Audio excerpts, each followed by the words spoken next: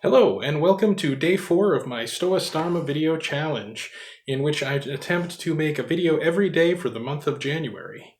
This is day 4 and video 4, so far, so good. Today I'm going to be talking about the Copyright Term Extension Act of 1998, which is the topic I pulled out of the hat yesterday. Before I get started, I thought I should talk about what copyright means and what the public domain means.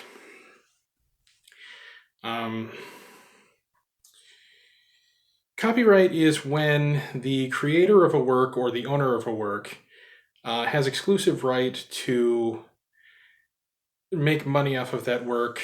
They have control over what can be done with that work. Anyone who else wants to use that work, copy it, alter it, anything, would need to get the permission of the copyright holder and would, generally speaking, need to pay royalties. When a work is in the public domain, it means that instead of being owned by one person, it is owned by everyone evenly, which means that essentially no one owns it. We all own it, either way you want to look at it. The public at large can do whatever they want with that work. So, prior to 1998, the copyright law established in 1976 said that the copyright on a work such as a book, a song, a movie, whatever, was the lifespan of its creator plus 50 years. And if it was a corporate work, where instead of being made by one person, it was made by a company or a number of people, then the copyright would last for 75 years. However, the Copyright Extension Act of 1998 extended that to the life of the original creator plus 70 years, or 120 years for a corporate creation, starting at the time that the work was created, or 95 years after the work was first published, whichever came first. The Copyright Term Extension Act of 98 was put forth in the Senate by Congressman Sonny Bono, who his widow said after he passed that he would have liked to have made copyright terms last infinitely, meaning that no work would ever fall into the public domain that wasn't already in there. One of the big proponents of this bill, one of the people lobbying for it, was the Disney Corporation. The early Mickey Mouse cartoons, such as Steamboat Willie, were approaching the term when they would fall into the public domain, which would mean that Disney would lose control of those original cartoons as well as that original depiction of Mickey Mouse.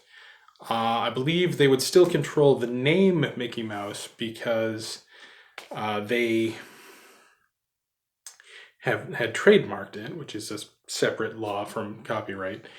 However, that image of the early version of Mickey Mouse would be in the public domain, which, again, that's the original version of Mickey Mouse that you would see in those early shorts, not the current version of Mickey Mouse. There were significant design differences between the two. And they didn't want to do that, understandably. They wanted to control their character, who is the face of their corporation. Now, we all agree that the creators of works should be able to own them, should be able to control them, that they should be able to profit from their work, and that they should be able to say who can do what with their work. However,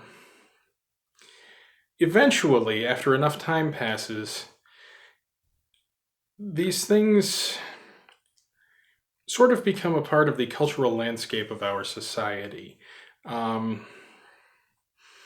Can you imagine a world where anytime anyone wanted to use Santa Claus in something, they had to pay royalties on it?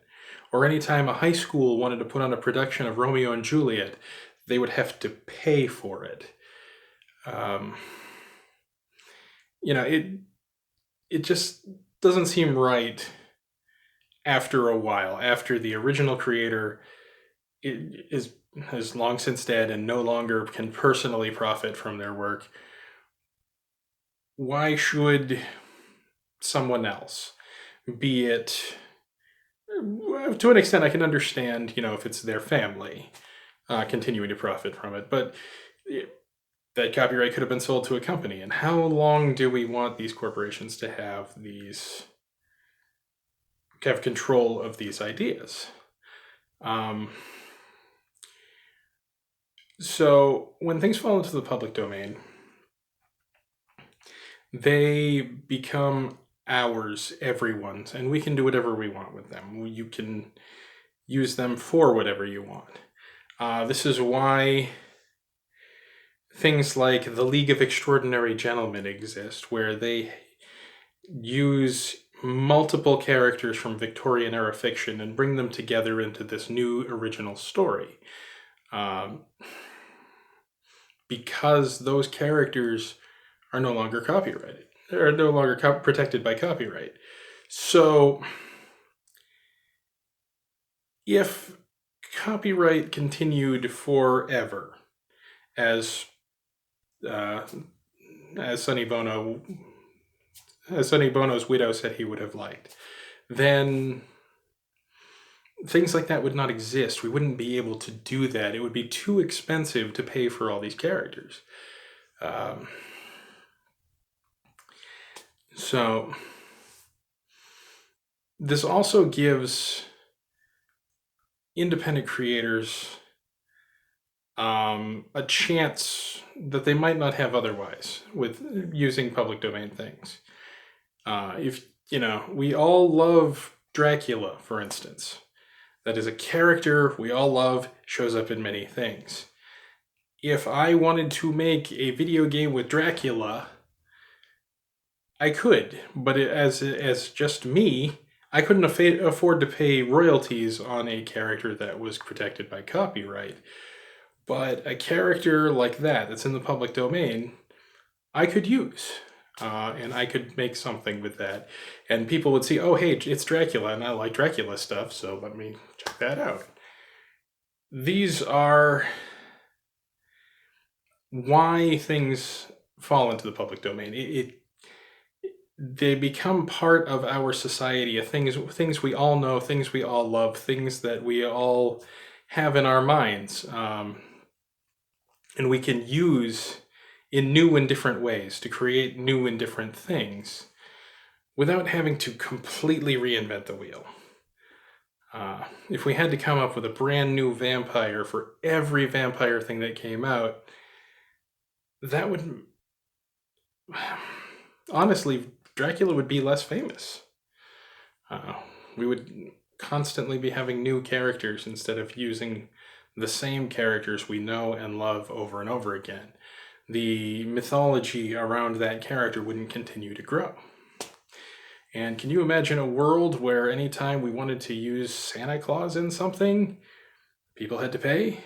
If every mall had to pay to have a man in a Santa suit there, other than paying the man in the Santa suit, it would just be unreasonable. And that's what it comes down to, is the reasonableness of the ownership of the property. And this extends to many things. It extends to books, it extends to music, it extends to movies, it extends to works of art.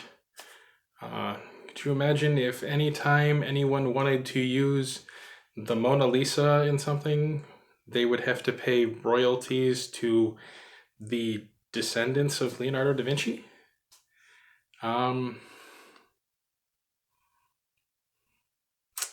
And so, yeah, these things, they now belong to all of us. And so this Copyright Extension Act made it more difficult. It made it take longer for things to fall into the public domain. For years, nothing did because the law hadn't caught up to the new terms. And now every year, January 1st, there will be new things in the public domain. However, for many years, nothing did. It wasn't until 2019 that new things started to fall into the public domain. And so we have to decide as a society what is reasonable. And that's what these laws are. There are arguments either way, and I will leave that for you to decide on your own. I have my own opinions, but I'm going to keep them to myself for now. But yeah. Anyway, thanks for watching.